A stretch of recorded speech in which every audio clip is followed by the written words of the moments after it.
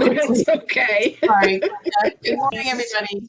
Yes, I will be taking over Carla's responsibilities with respect to workforce development and corporate training, continuing education.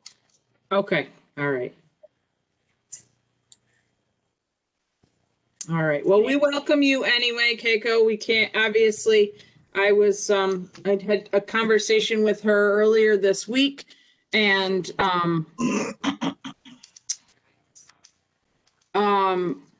we will get her signed up for the board. Kelly will have to talk later today to figure out how to go about making that process happen and get the appropriate paperwork filled out for her. And so I just want to say thank you for coming today, and thank you for hanging around and listening. And we're really not always this organized, sometimes, but not always. WebEx is new to me as well, but this is the platform that the county has chosen to use. And most people on the board were not able to use Zoom due to their business restrictions. So we had to find something that worked with the businesses. So we're all going to learn WebEx together, I guess, as we go through this process. I just want to say good morning to Dan. Jessica is on at this point. Good morning, Jessica. Sorry to hold everyone up. No, you're fine. You're fine. I'm just giving some updates. That's all. I wanted to fill them in on Carla's retirement and Nicole being in the hospital, and that's about all I've covered so far. So we're good otherwise. Heather, am I missing anything I wanted to announce today? I don't think so. Okay.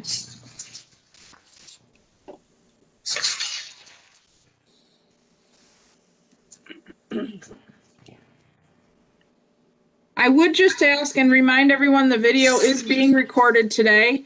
We will be at some point posting it on the county website under the Hugo Cortland Workforce Development Board website, but they're still working on that for us. It's not being very cooperative, technology and all.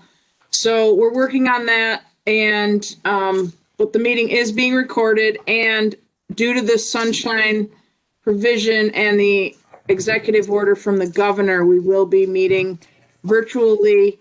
That executive order was extended, and we are able to do this meeting virtually. So I would ask that when you're speaking or making a motion or seconding a motion, to please state your name before you do so that it can be properly noted in the minutes. Thank you. I don't think I have any old business for today, but for new business on the agenda, I do want to note that the approval of this, it should say the approval of the September 23rd, 2020 meeting minutes, not October 9th. And I do want to say, I apologize for sending you 9,000 attachments in different emails. I wouldn't normally do that.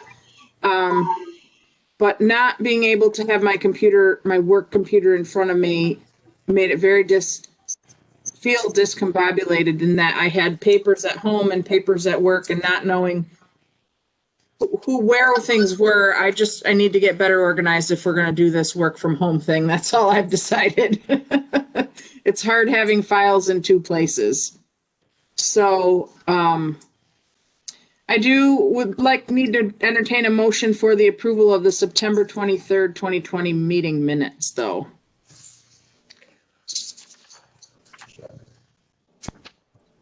Dan Deneen, I'll make that motion. Good morning, Dan. Thank you. Demetrius Murphy, second.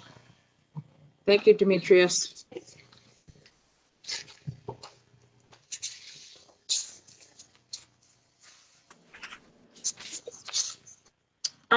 So we'll move into the resolutions. I think we talked briefly the last time. The first resolution is the 11-2020 resolution, updating policies. We are doing that on an ongoing basis. The first one that we will talk about is the e-signature policy. As we move forward in today's world, we do need to think about getting signatures from folks in a different manner if we're not going to be able to see them face to face. So what I did was I asked a couple of other areas for their e-signature procedure policy. And I was graciously given that policy. I do believe that was sent to you. It's only a couple pages, I think, long. So that's the first one on the agenda. The executive committee, we did meet, and the executive committee has approved these 3 policies, but they do need to come before the board for the full board approval. So the first one is the e-signature policy. The second one is customized training policy, which was very exciting to put together. We actually had a company, ID Booth, actually came to us, as well as several other regions in the area, to put together a customized training plan for all 11 of their stores, I believe, to help train their staff on a new introductory computer system, inventory management system. And Heather, could you send Heather Weinberg the link to the meeting, please? Via email. Yep. So ID Booth came to us for that customized training plan, and in all my years of being here, apparently never have done a customized training plan in Cortland County, nor Cayuga County. So again, I leaned on my colleagues across the state to put together this customized training policy. And I worked with the other agencies across the region that were working with ID Booth so that it was similar to make it simpler for the business that was already working with the other 11 offices, and paperwork was the same and that sort of thing. So that's where that policy came from. And then we're going to talk a little bit about the youth incentive policy. The revision came from the fact that we were really struggling with the youth and keeping kids engaged and getting them to join us with their, to keep them coming and going and all that stuff. We talked with a couple of folks. We talked to our finance auditors and decided that it was time to increase our incentives to help maybe entice them to join us in this program, career path planning. So what we did is we took the incentives, and you'll notice that in the policy that was sent to you last night, late. I believe in the front page of that was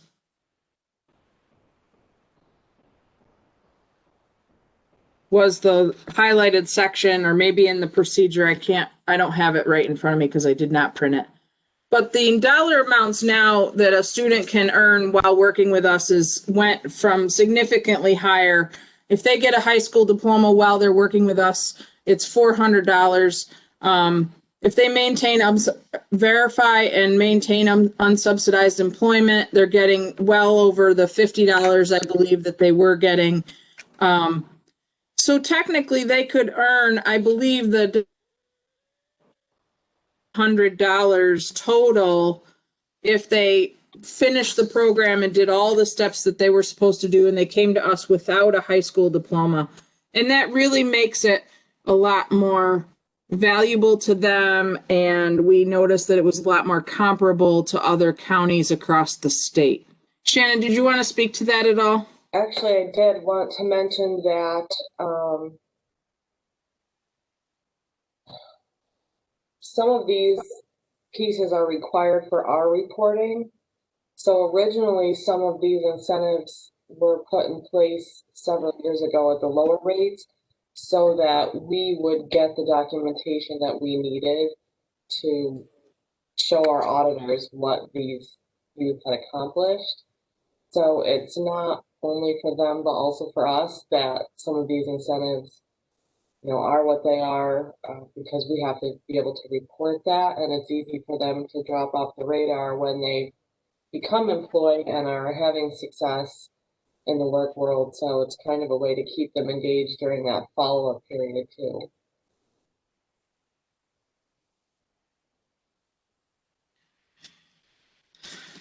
So does anybody have any questions on any of those three? We're going to approve them all together in one recommendation. Does anybody want to talk about any of them? Have any comments? I do. Tracy, go ahead. The customized training policy. Mhm. So you said that was new right now. It's not a revised policy, right? Correct. Well, we had one, it was way, way, way old, like JTPA days. If you were around or are familiar with those days. Before my time. Yeah. So I'm glad that you have someone lined up already to test this on and be a guinea pig. So just keep us in the loop and let us know how it goes, because I'm sure there are companies in Cuba that could probably utilize this too. So I'm excited to have it as an option. And if we need to revise the policy, if you find that as you're getting into it that something is out of whack, like just keep us in the loop. Yeah, absolutely. And that's the beauty of this board, because we can call an executive committee and make a change and move forward with it pretty quickly. And then bring it back to the full board for the full final approval, Could you just give us an update at the next meeting in a few months when things are kind of coming along and how things are going? Yeah, actually that training should be winding up like this week, I think. So we great. should know how they're doing and how that system is working out for them pretty quickly. Awesome. Thanks. And I in my report later, I'll talk a little bit more about how that customized training is going to be marketed a little bit too. Okay. Anybody else have any comments before we move to a motion? All right, I'd like to entertain a motion to approve all three policies as on the resolution. This is Dan Denny. I'll make that motion. Thank you, Dan. Jessica Weaver, I'll second that motion. Thank you, Jessica.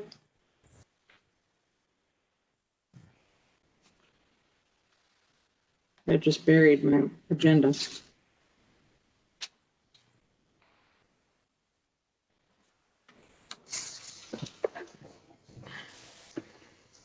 All right, we'll move into Heather's fiscal report, which is pretty short.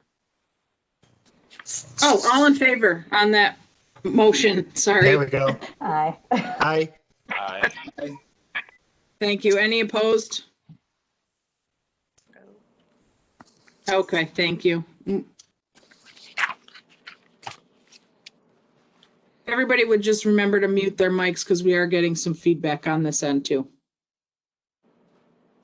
So I'm going to keep it kind of brief because I was on vacation last week and now I'm working from home this week. And like Amy said, half my stuff's in the office, very little stuff's here.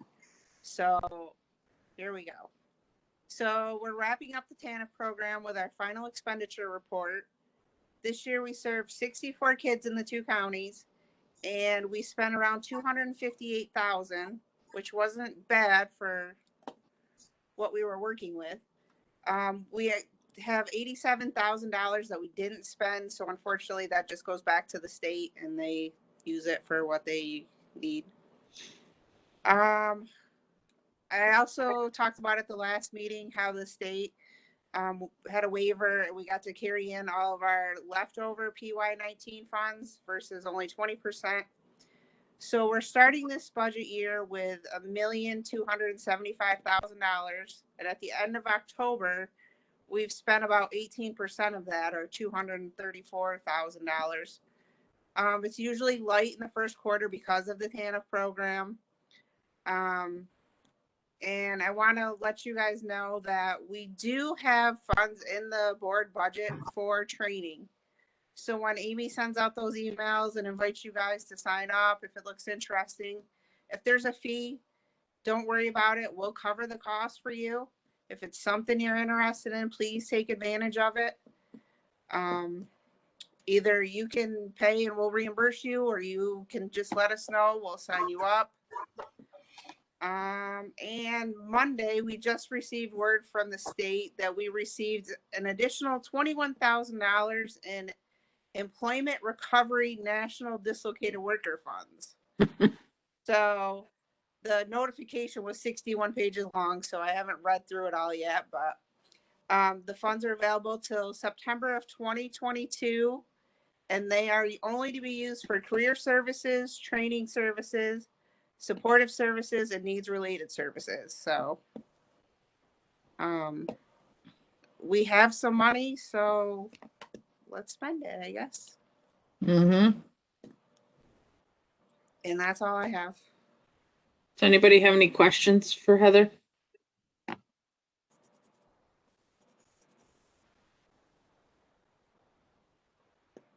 Thank you, Heather.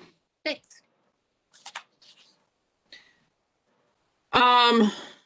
Dave, goodness, do you want to talk briefly about the Future Skills Exchange that your agency and others are working collaboratively on? Sure, but before I do that, I just want to let everybody know that WDI's grant funding program is back open. We are able to finish spending our 2019-2020 dollars, and we got the approval from New York State DOL to extend those contracts to April of 2021. We are still in negotiations for our 2020-2021 budget dollars. So if you know of any companies that are interested in training initiatives, it's going to cost some money. By all means, have them reach out to me. There may be some equipment dollars available too, so I don't want to discount them yet, but I know training is going to be okay. Again, get them in touch with me, or we'll have a Zoom meeting or WebEx, or however you want to do that. So just want to make you aware that the dollars are available at WDI as we speak. Second, there was a press release 2 days ago with regards to WDI announcing a new partnership to connect job seekers in New York State with over 15,000 credentials, education and training opportunities through Future Skills Exchange, which we've been working on for 2 years, along with a collaboration with Credential Engine. And this program aligns with the partnership and collaboration between Credential Engine and NIATEP, which expands opportunities for New Yorkers to explore and access high-quality training credentials and jobs in high demand in New York State, which I think we're all interested in. And to give you a little insight about these organizations of who they are and what they do, Future Skills Exchange is an interactive web-based platform that connects New Yorkers seeking courses, apprenticeships, credentials, and assessments directly to education and training providers who deliver them. Future Skills Exchange has the ability to function such as, or much like a Yelp for learners, allowing the learner to sort through all of the options available and connect directly to the provider of the training to get additional information or to enroll. Ordinarily, trying to find this information used to require searching across all higher education websites. By contrast, Future Skills Exchange allows learners to search by location, remote versus classroom, and other filters, opening up a range of opportunities as well as the ability to compare and make the best choices for the learner's skill pathway. Credential Engine is a nonprofit whose mission is to create credential transparency, reveal the credential marketplace, increase credential literacy, and empower everyone to make more informed decisions about credentials and their value. The premise behind this whole collaboration is even before COVID started, but probably more so now that COVID has hit and some of these industries have been decimated and these individuals are going to have to potentially change career paths.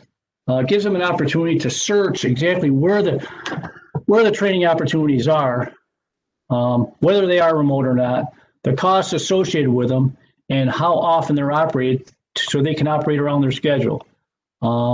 If you want to find out more about this, get a hold of me and I'll put you in touch with our Director of Workforce Strategies at WDI, Lois Johnson. I know some of you have been most graciously talked with Lois, and I know TC3 is participating in this as well, and there might be some others as well. But if you want to find out more about it, get a hold of me and I'll put you in touch with the person and give you more information about this.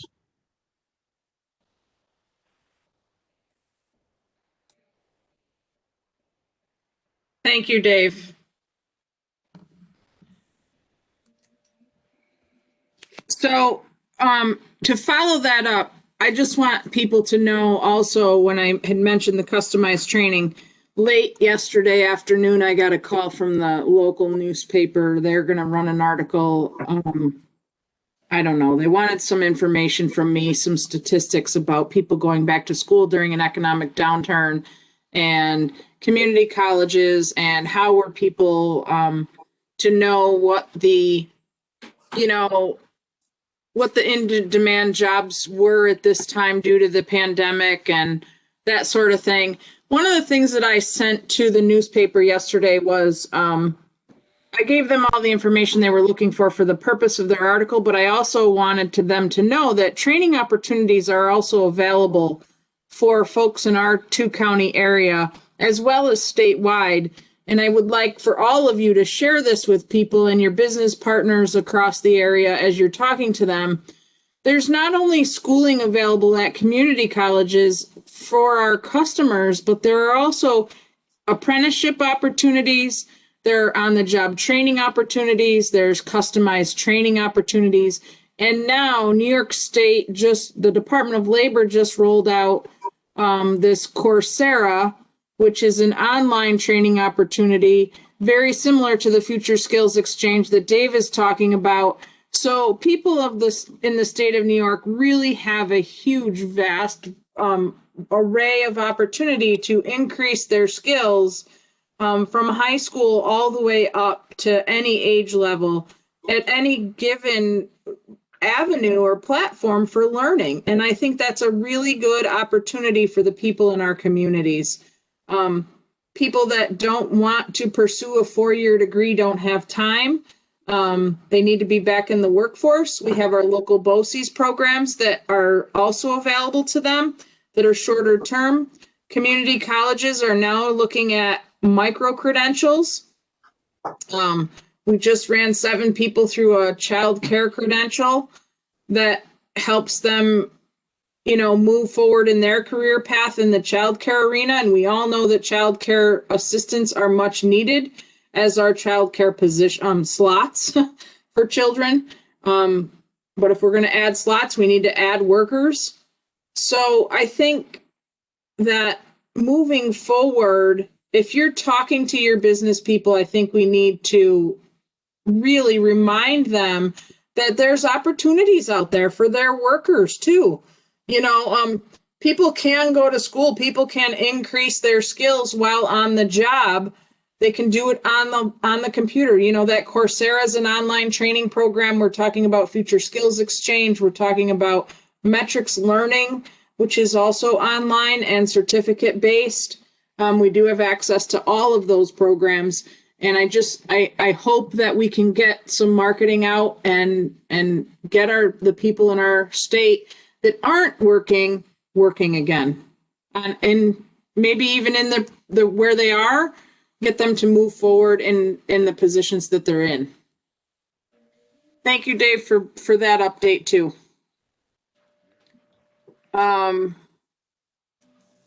The committee reports, not much happening, obviously, with the stuff that's going on. Board maintenance, I'm really, after talking with 3 or 4 other boards, we had a little regional meeting. Some of those folks are calling, they changed their committee names around, one of them being this board maintenance committee, and they've changed it to business services. I'm considering a name change. We would have to just revise the bylaws to change it to business services. Board maintenance really is that. It's recruiting businesses to your board and providing good business services from the board to our local community. So I think I would like to maybe entertain that for our next meeting, and then reconvene with the committee members that are on that board and start talking about what other business services can we send and provide to our local communities to help our businesses in this time. We do still need, and I mentioned this to Keiko on our conversation recently, we do still need a couple of Cayuga County businesses. Tracy, I'm looking at you as well for that. And I know Kelly's out in the community talking to some people. We would love to have some other business leaders from the Cayuga community join us on this board, and I'd be happy to talk to some people as we move forward. You know, we have a few more months that before our next March meeting that we can get some new people on and acquainted. That would be great. The best way to recruit is obviously by word of mouth too. So think about that. Demetrius, in your dealings in the community, all the people that you see, if you think of anybody and you know that you're working with, shoot me names and contact information, and I'd be happy to reach out to them as well. Okay, sounds good. Thank you. I'm going to quickly go into the director's report.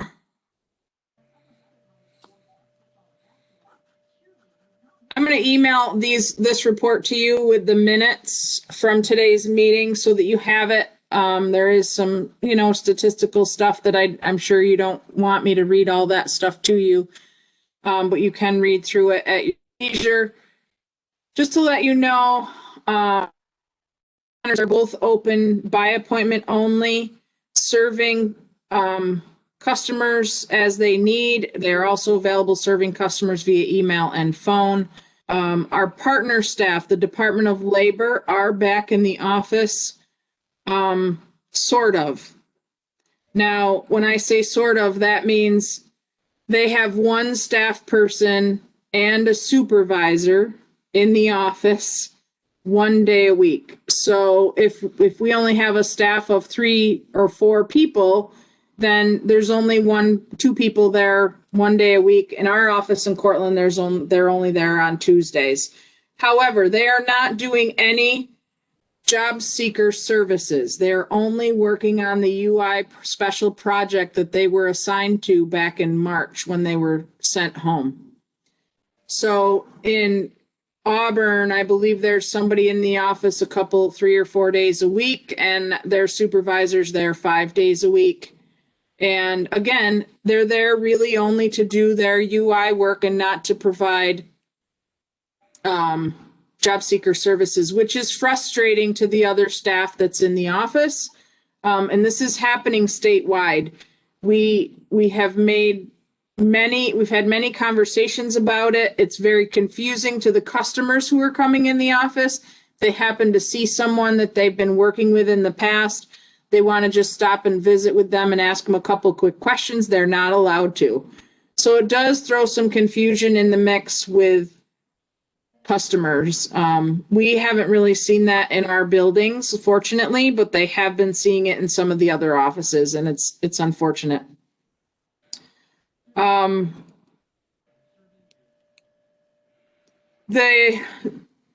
Much of my time is spent on Zoom calls, WebEx, Microsoft Teams meetings, working at trying to alleviate the stress, like Tracy talked about early in the meeting, to alleviate the stress on the businesses that people are going through. It's restaurants, bars, hospitality is really being hit hard.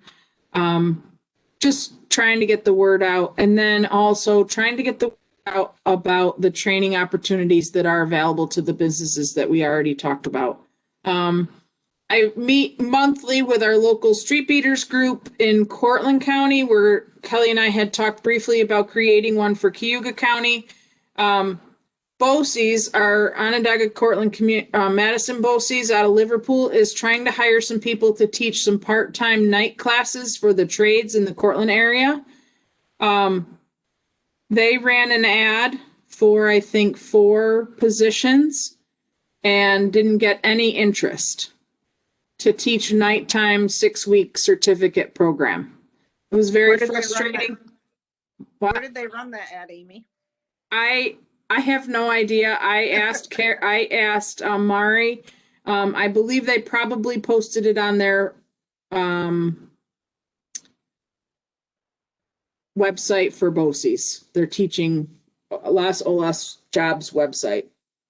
Now, I posted it on my personal Facebook page on Thursday night. Since I posted it on my personal Facebook page, I've had 6 people reach out to me, text me, and say, how do I apply? So I referred them back to Mari Uclea out of the Osam BOCES office in Liverpool. She's working on getting me the job postings so that we can actually post them on social media again and get the word out. And maybe we can just get those people together. Carrie, to answer your question, I have no idea if it was sent out to the unions or not. I was a little disappointed to see, Heather, can you mute, please? Sorry. That's all right. I was a little disappointed to see the lack of response, but then when I told her I'd gotten those 4 people that had reached out to me, she was very excited. So I don't know what's happening, whether or not they posted it in more than one place, but we'll see. Dave. Yeah, just for information, I know Mohawk Valley Community College was having the same issue with regards to trade or manufacturing trade apprenticeships that they had created, but they had no instructors for. So what they did was they had a career fair, set up a career fair specifically for this, and had people come to the career fair knowing that these jobs were going to be part-time, knowing they were going to be not regular. So those individuals knew right then, hey, this is something that I want to fill a void a month a year or something else. They had the experience. It could be retired people. It could be people that were looking for a second opportunity of employment. And if you want the information, the gentleman's name, he used to be the executive director of Oswego Workforce Development Board. He's now works for Mohawk Valley. That's Jeff Grimshaw. And we had a conversation with him and with another workforce board that I was on about this specific thing. So I know it's like posting something, but at least this way, if you have something, it's just an idea to say, hey, listen, here's a career fair for part-time instructors in these industries. And I wouldn't just leave it for the ones you need right now, maybe something you're going to need in the not so distant future. So at least you have a belly of candidates that you could use if and when you want to use them. That's just an idea. Right. And I, like I had said to Mari on that call, these are part-time night evening jobs. They're after hours, after these folks are getting out of work. There's interest. There's interest from specifically a mechanic, an auto mechanic who is a young auto mechanic who's, he may not have been in his job for very long, but he valued the education that he got. He wants to give back to his community. And I think that's important too. So I think that's, hopefully have further conversation about that again next Tuesday. I'd like to have more information from her before that, but we'll see what happens. Do you know, sorry to interrupt. Go ahead. Do you know if these instructors, they need any certification in adult education? They do not to teach the night classes. Okay, thank you. Yep. So the last time we talked about performance indicators. I sent in the negotiations for the 2-county area. I was waiting on a reply. I received a counteroffer from the DOL. I accepted a few of their numbers. I asked them to reconsider on a couple things. So right now, the state has not yet sent out their final numbers. Thank you, Peter, for joining.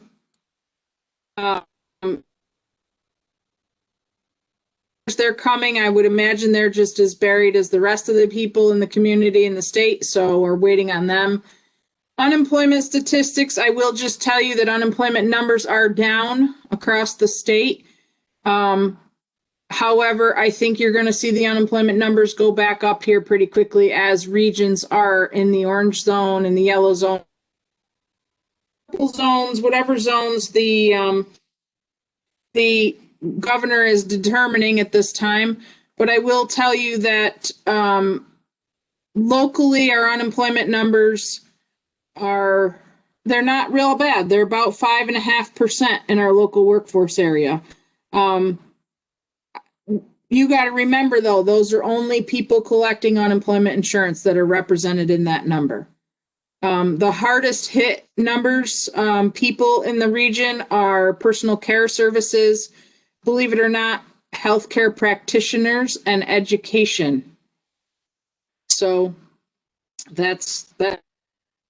And I think you're going to see that come back after the new year when the peak has started to go down again. We've been fortunate in the 2-county area that we have not received a mass list of closures like some areas have, and that people have predicted that could happen because of the economic downturn. Right now, the only big closure we have is BCS in Cayuga County, which is formerly known as TRW in Auburn, and Kelly will be speaking to that, I'm assuming. 150 people will begin being laid off in January. I have sent out some emails inviting you all to join in some valuable discussions through NIATEP. And like Heather had mentioned, if you are interested, please, please, please join those if you can. If you don't have the funds to pay for them, reach out, send me an email, say you want to attend, and I'd be happy to pay. One of the things coming up, I'm going to share my screen here with you, I'm going to try to share my screen with you. The change makers. I know I sent this out to you, the last one. Why can't I make this happen? Anyways, it's called it's coming January 7th. I'll send it to you now. From 12 they're going to be talking about housing, merit on complex issues related to housing.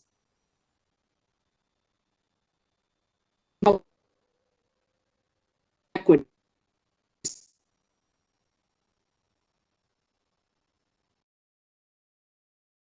Out of the last one,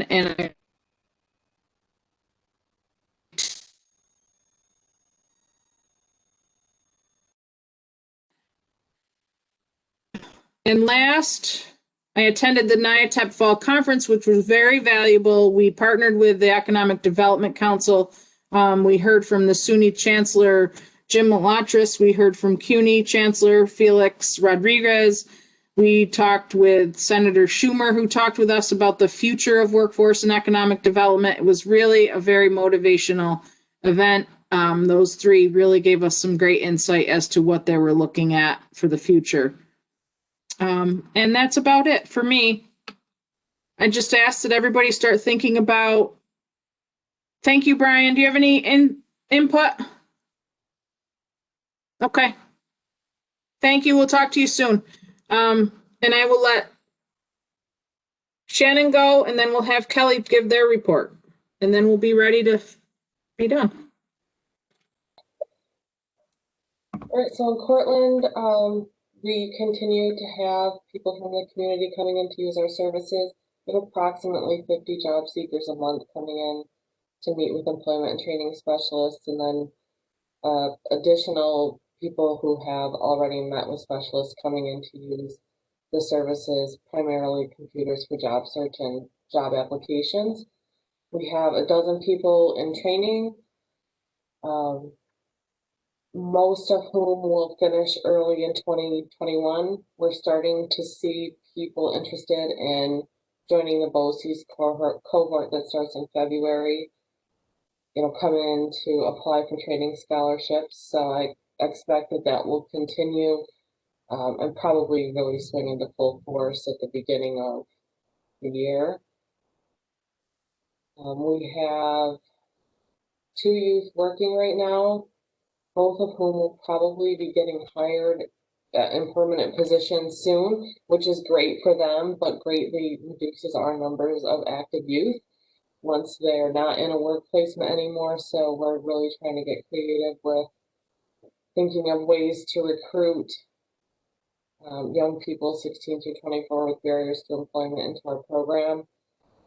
It's always been tough to find them. It's not getting any easier, but like I said, we're just trying to think of any idea is a good idea at this point. So we've been spending a lot of time really thinking about that and working on that. That's really about it.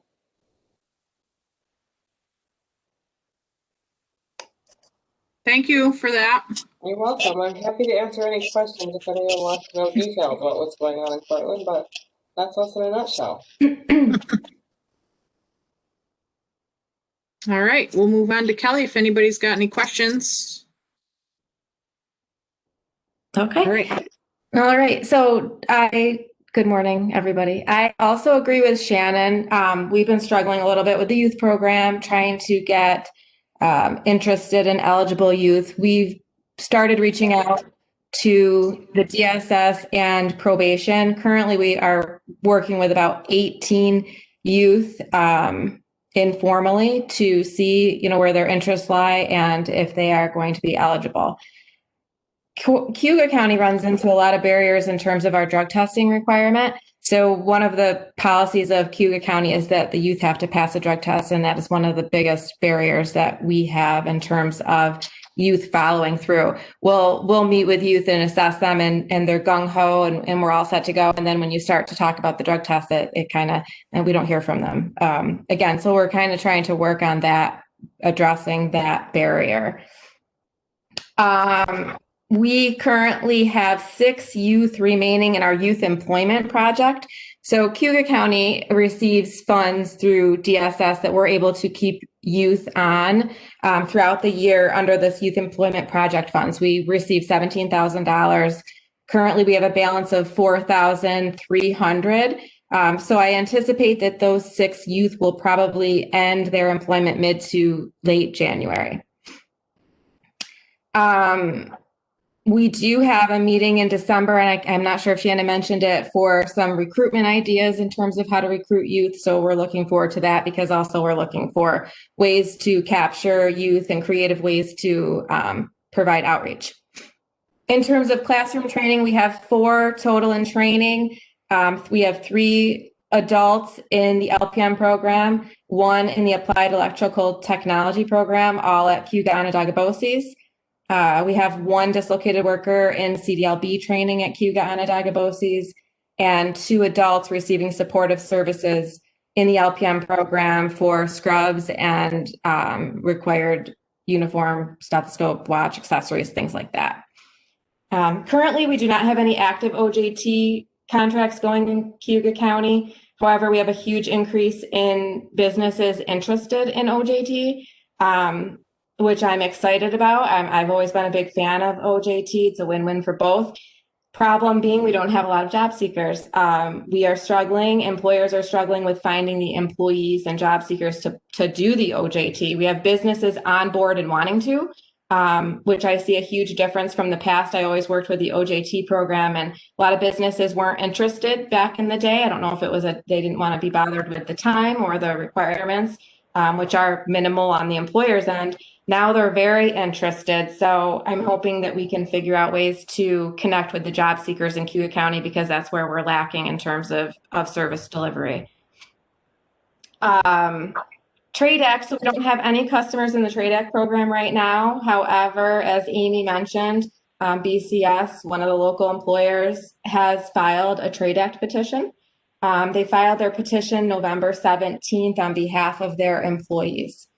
186 employees will be affected from this closure.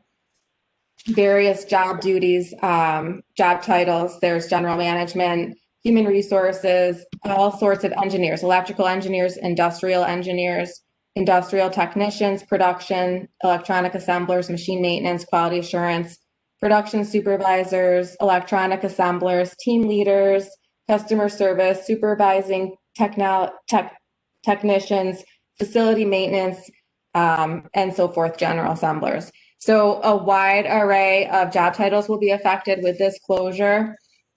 I've been working with Carl Price, who's the Rapid Response Coordinator for the Department of Labor for our region, for our area.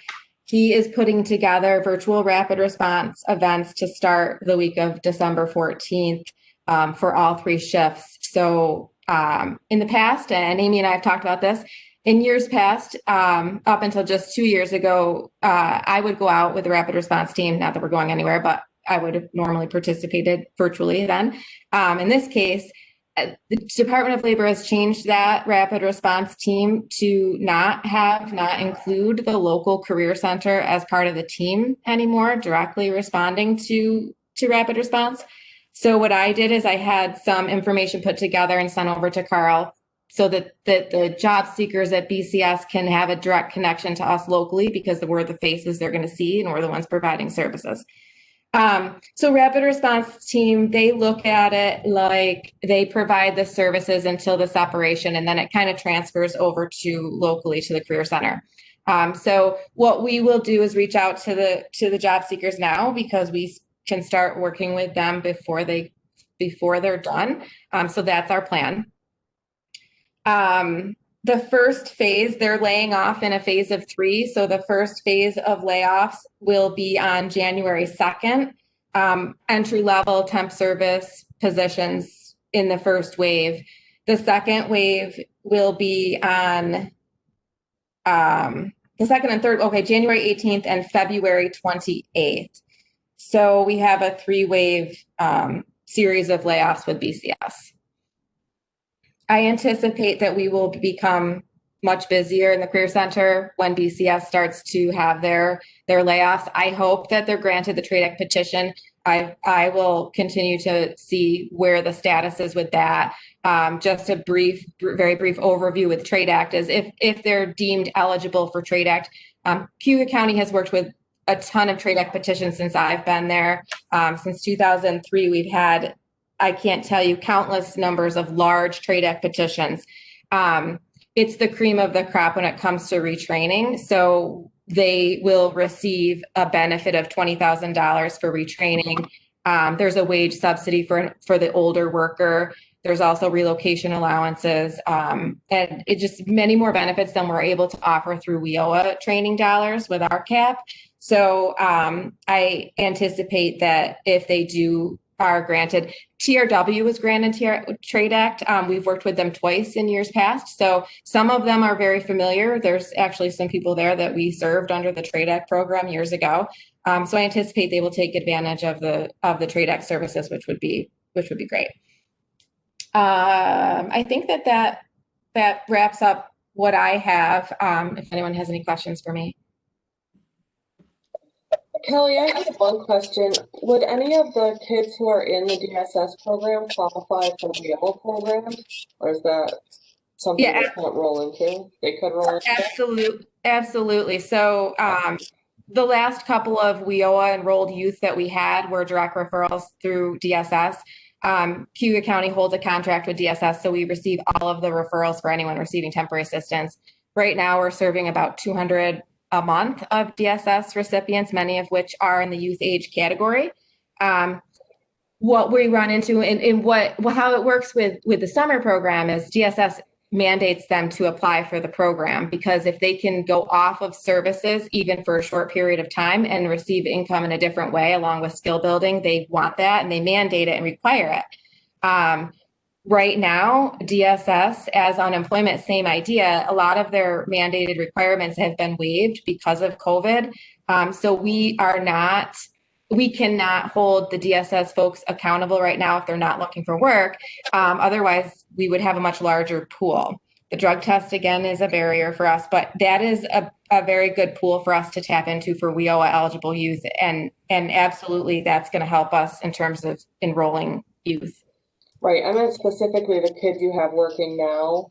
Oh, I'm sorry. That's okay. Yeah, we work with DSS in that way too, but I didn't know if that specific program was helpful to you.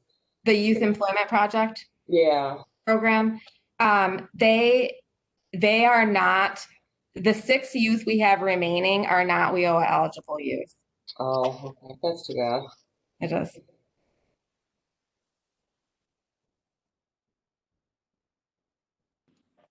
Okay, so with regard, I know you all just heard that about, the Cuba County really struggling with the drug testing and that sort of thing. It is a huge barrier for our TANF program in the summertime.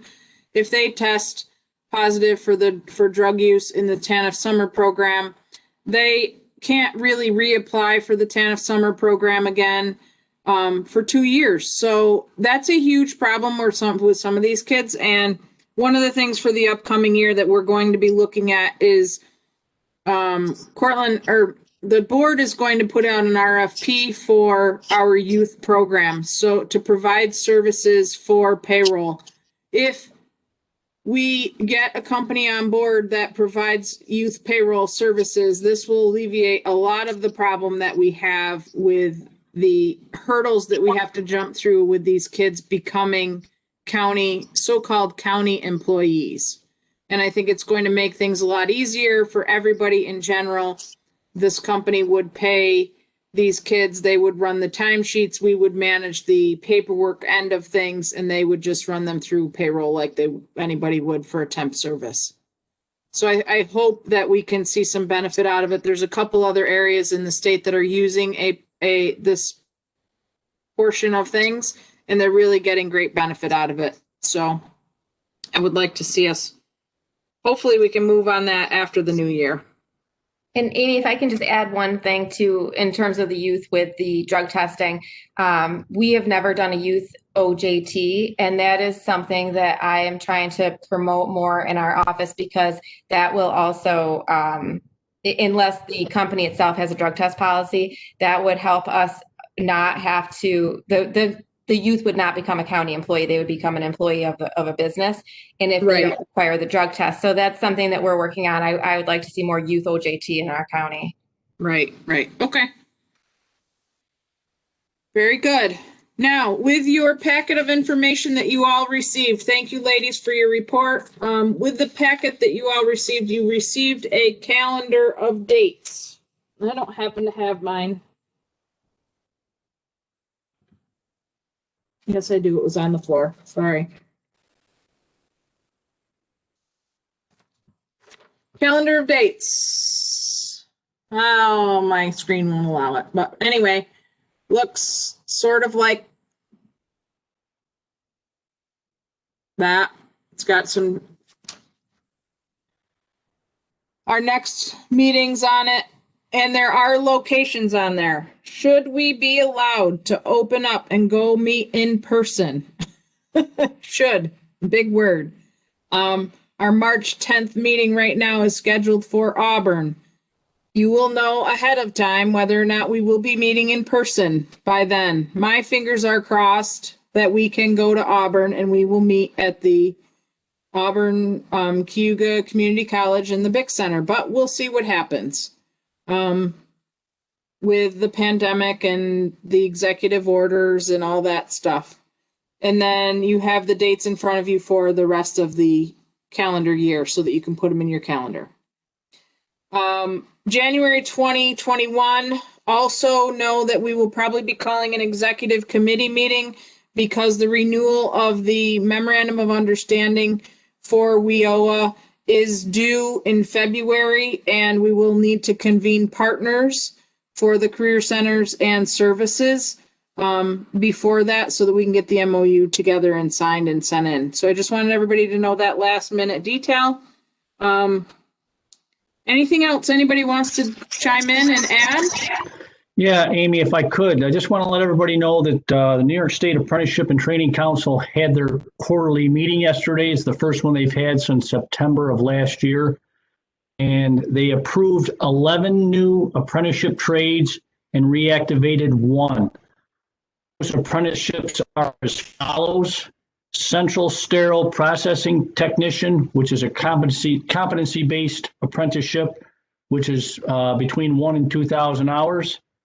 Certified Nursing Assistant is also a competency-based apprenticeship with the hours of 1,000 to 2,000 hours. Home Health Aide, competency-based apprenticeship between 1,000 and 2,000 hours. Pottery Studio Manager, which is a 2,000 hour apprenticeship and 192 minimum training hours. Cloud Engineer is a competency-based apprenticeship between 1,000, 2,000 hours. And I will say, for those, I know we all know what the cloud is, but right now there's 6,500 cloud centers around this country. And because of the implementation of all the switches and whatnot and artificial intelligence that's going on, there's going to have to increase that by tenfold by 2025. So this is going to be an apprenticeship that's going to be, I think, very, very active. So they're going to need 10 times 6,500 centers in the United States to handle what the cloud's going to handle. And I can go, I was on a seminar probably 2 months ago, and if anybody wants further information, I'll give it to you, but I might be giving you information that's a little too dangerous because I don't understand it 100% either. The next one is Fiber Optic Calibration Technician, which is a time-based apprenticeship. That is a 8,000 hour apprenticeship, which is also 144 hours per year minimum training. Dairy Specialist, which was sponsored by Oakwood Dairy, is a time-based apprenticeship. That's a 6,000 hour apprenticeship. Teacher in Resident is a competency-based apprenticeship between 1,200 and 2,800 hours of apprenticeship and 288 minimum training hours. Continuous Improvement Associate, and this is tied through Mackney and Welch Allen. It's a 4,000 hour apprenticeship, 144 hour minimum hours of training per year. Construction Manager, time-based. It is a 7,000 hour apprenticeship with minimum 144 training hours per year. And the one that's reactivated is the Auto Body Repair and Painter Apprenticeship, which is an 8,000 hour apprenticeship and 144 hours minimum training per year. And that's sponsored by the Independent Service Centers of New York, which I've been working with for 2 years with Mackney to try to get this one off the ground. So there's plenty of other opportunities out there, and individual companies and dealing with shortfalls and skill development and some of these, and I can't tell you wage rates that are tied with these. I don't have all that information, but just want to make you aware. And if you want to find out more about it, you can go on New York State DOL's website. The one other thing that got brought up, and it was a little, I don't want to say troublesome to me, there was a question that was asked by a gentleman from the Finger Lakes region in regards to youth apprenticeship and when New York State was going to recognize and or register or certified youth apprenticeship. James Thompson seemed a little reluctant to want to do that. Her concern being, she doesn't want to tie anything to just internships and summer jobs or whatnot. And I don't think that's the whole premise of youth apprenticeship. My support of youth apprenticeship would be the earlier we can get exposure to individuals within a career, it's going to solidify and also create a stronger pipeline for employers who are going to need this. So I emailed her after the meeting and told her if there's any further discussions in regards to youth apprenticeship and registration or certification or whatnot, I would like to be part of that, and I would pass that along to you as well. So Just want to give you those notes that came out of that meeting yesterday. Thank you.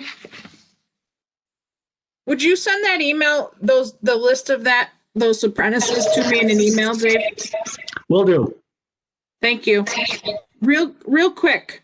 Dan Deneen has to leave, but he did bring up the fact that I forgot to quickly do an approval for the 3 policies that the very first resolution. So we made the motion, we seconded it, but we need an approval and all in favor. Second. I see hands waving. Any opposed? Okay. Thank you, everybody, for that. And I apologize for missing that. Does anybody have anything else? If not, I would like to thank everybody for your time today. And we'll keep moving forward. If you have any people that you want to send to me to talk to for joining the board, I'd be happy to entertain that. If you have any questions and you want to run them by me, please reach out. And any flyers, trainings, seminars coming up, I'll be sending them via email. If you want to join, please let me know and I will make that happen. Okay? It's nice to see everybody. Have a great day.